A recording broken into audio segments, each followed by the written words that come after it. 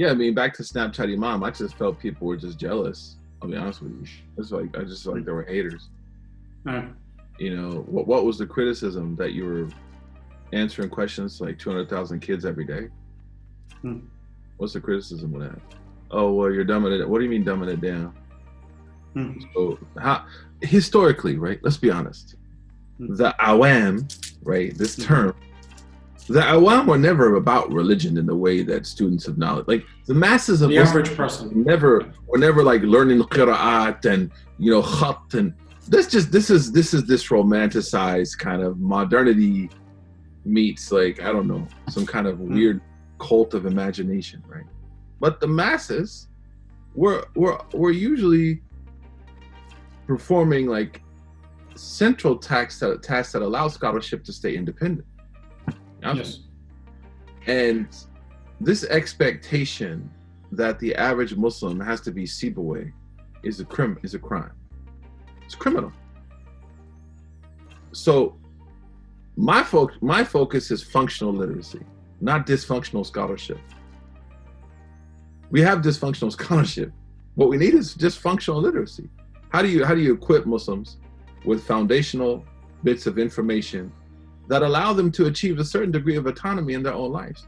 Shah Wali al-Dahli said the Sahaba only asked the Prophet 13 questions in the Quran because they knew what to do.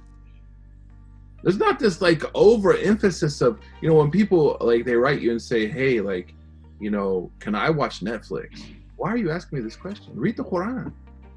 If you read the Quran is going to give you some kind of moral basis to navigate watching Netflix or not, or watching Gangs of London, or what, it's going to provide you with some kind of framework. You don't need to ask a sheikh. This is my problem with the replacement of the Quran and revelation with this guru. It's weird. And they tend to be white. That's a longer story. But our concern was functional literacy that was rooted in what we consider like a authentic religious foundation, but then contextually appropriate. So Snapchat Imam actually was part of what we are now. I did Snapchat Imam because my students told me, like, when I was teaching them in DC, man, you should be on Snapchat. I was like, what the heck is Snapchat? I thought like Snapchat, right? And they were like, no, it's like this thing. And they said, when you say these really corny dad jokes, you should say that on Snapchat, right?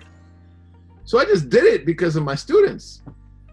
And then I realized that what I used Snapchat for was to gain analytics on where the young Muslim mind is at. So I was actually learning. Even now on Instagram, when I'm doing Q&A, I'm learning. I'm not just giving. I'm trying to understand where, as an educator, always keeping your finger on the pulse to understand what it is that concerns people. And to serve people. How do you serve people who you don't know? You can't serve who you don't know. So for me, that whole process was about, and that's why I shut down the Snapchat Imam at the height of it, because I couldn't handle. I was like, man, I don't want people. And then I got the ISIS death threats, right? And they were like, ISIS is watching you on Snapchat. I was like, oh, I'm gonna call this cut chat. Cut it off.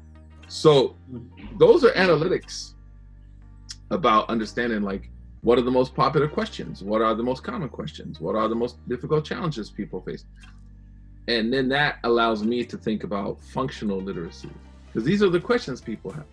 Not theoretical literacy, which is romanticized historic Islam. Andalus was perfect. We all need to go back to Andalus.